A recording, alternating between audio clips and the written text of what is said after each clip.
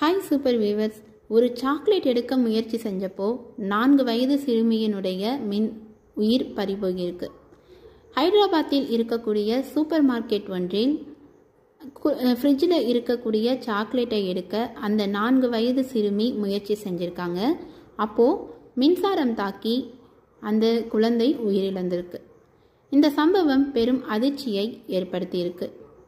இந்த சிறுமியின் உயிரிழப்புக்கு காரணம் யாருன்னா சூப்பர் மார்க்கெட் நிர்வாகத்தினரின் அலட்சியம்தான்னு சொல்கிறாங்க.